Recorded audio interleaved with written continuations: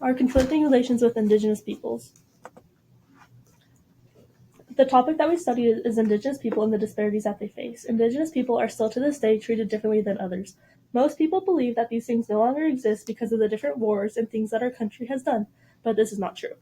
Native Americans are continually being pushed off of their land, and the land that they live on is progressively getting smaller and smaller. It's important to acknowledge our nation's history and honor the people that lived here before us and that share our land. We need to bring awareness to how these people are treated differently and the troubles that they are still facing today, even after everything that our country has been through. The past still affects them. This happened to their grandparents, parents themselves. This is recent trauma, also in the past, but very recent. It caused dysfunctional homes. Many didn't even see their families again because of the government trying to change their culture. And they were abused, and because they had this, they didn't know how to treat their children. As the guy on the quote says, he wasn't able to even cry because of the abuse, which extremely affects the way families are run. And they're still fighting for rights.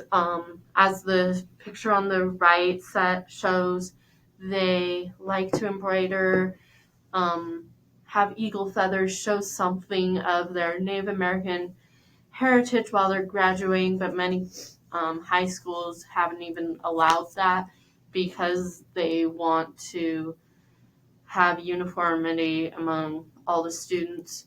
And in Montana, as recently as 2021, they restricted Native Americans' votes. So our first factor is the historical perspective. This includes the early colonization, which is the relationship in which European efforts to gain more land and control through warfare and diplomacy.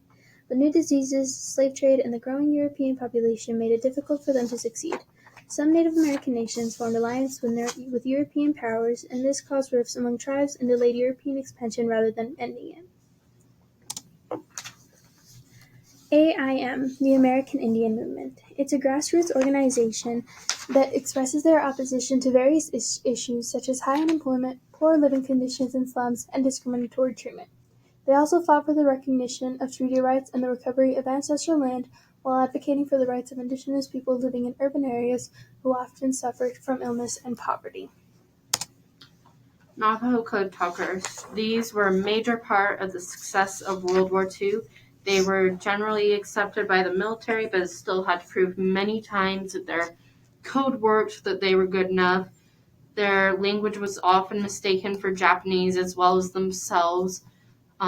One guy was shot at for thinking that they were Japanese. And before the code talkers showed up, the Japanese cracked every code till they eventually started talking in normal English with a bunch of swear words to try and confuse them.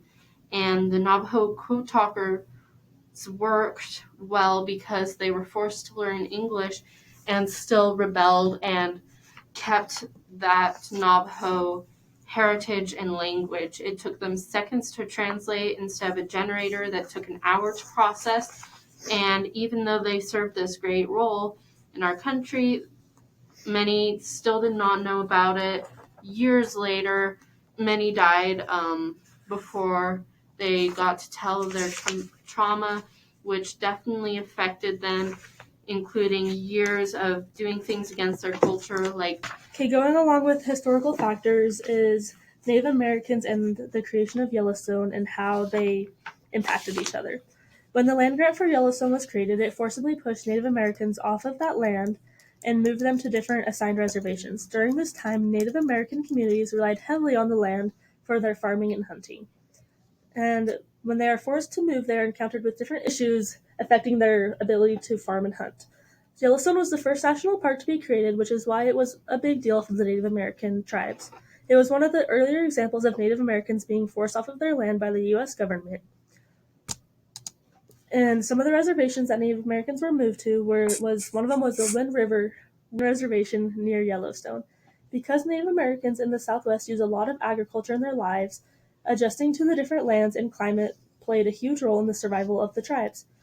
In the podcast Native Americans 5, the Southwest talks about the difference that land and climate have on the lifestyle that Americans live. Then, when they are forcibly removed and unable to practice the farming techniques that they already know, it makes it really hard on entire tribes to adapt and survive to the new conditions. Second factor is going to be addressing communities and schools and how alcoholism and boarding schools played a role on the Indigenous people. Okay, boarding school was a very traumatic experience for most people. They forced many children away at only 5 years of age. Many didn't see their families ever again and were threatened with burning their houses or something to make their children go. Most of them were raped, and these were by nuns and monks, abused, killed, beaten. Everyone was punished for speaking their language, even though they didn't understand a word of English. Their heads were shaved, which was a big deal because of the pride they have in their hair and the symbolism it has for them.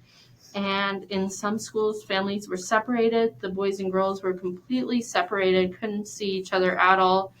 Some torture included solitary isolation in a prison cell, wiping the chalkboard with a girl's hair, holding things in your hand, holding still for hours, being hit with a ruler with a razor on it, beaten, forced to eat vomit, sexually abused. There was even an electric chair. Many committed suicide and killed children that were born to take away the evidence. They weren't taught about puberty. It was not clean, and they were often every day told how horrible their ancestors, parents were. They were all going to go to hell, and this resulted them into not being able to fit in with their old culture or the one they were being forced into, which created dysfunctional families and mental problems. And one man even stated that he's not able to cry as alcoholism and how there's not enough resources to help treat and prevent the stigma around alcoholism and how it affects the tribes. These are statistical graphs of numbers about the percentages of alcoholism in tribes and percentages of people that are not in Native American tribes.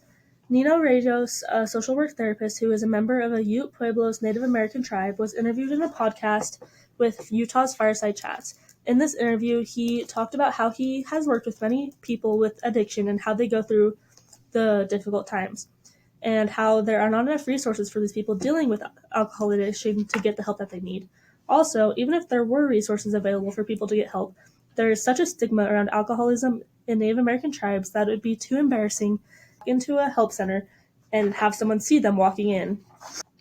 School nowadays, even though most Native American boarding schools are no longer in commission, and if they are, they're very drastically different.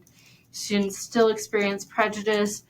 They often don't have other natives in school and don't get taught history from their people's perspectives, and when they try to bring that up, they've been told that they were wrong because it wasn't in the curriculum. One girl described it as getting hit by a dodgeball, targeted by everyone. It's just not fun. And if people had a general etiquette, then it wouldn't happen. Our third factor is government and land relations, and how the government impacted American Indians throughout the years and their land. So, as previously mentioned, the American Indian movement talked a lot about and the Battle of Wounded Knee, because it held such a high importance of how they are affected in and how they have been affected throughout history. There are many protests that AIM organizes. They rely heavily on them due to the publicity. In 1972, they organized the Trail of Broken Treaties March in Washington, D.C. During the march, they took control of the Bureau of Indian Affairs, BIA, to protest against its policies and demand reforms. The occupation of Wounded Knee when they went to where it occurred in 1973 and protested against government policy. That protest ended in a siege that lasted for many months. In 1978, AIM made their last major demonstration, known as the Longest Walk. Further talk about the occupation of Alcatraz. In 1969 to 71, 89 Native Americans resided there for about 19 months. Many joined them over the course of the sit-in, their highest number being around 400 protesters. It was made to portray that of the Europeans stealing their own land and just take something with meaning. Okay, this is a map just showing that tribes were living everywhere. We really did take over their land. The Bears Ears Monument, along with a few other organizations created by the Obama administration, were created to help preserve Indigenous peoples' landmarks and their historical sites. The creation and success of these initiatives hinted at a reconciliation between the U.S. government and tribal people. This is said in an article called Tribal Conservation Plans Appended.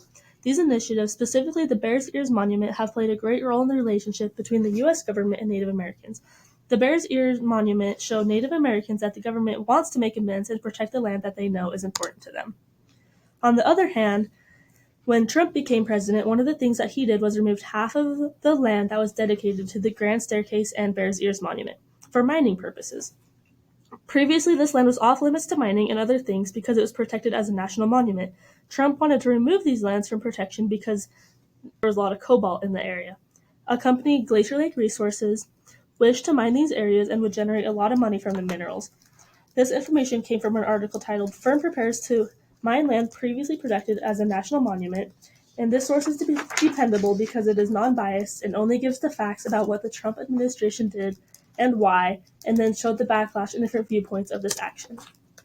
Okay, the solution, there's many charities that you can donate to that help the Sheep Project. There was a big tragedy, especially with the Navajos, that most of their flocks were destroyed, thereby most of their income, so they're helping to restore that culture.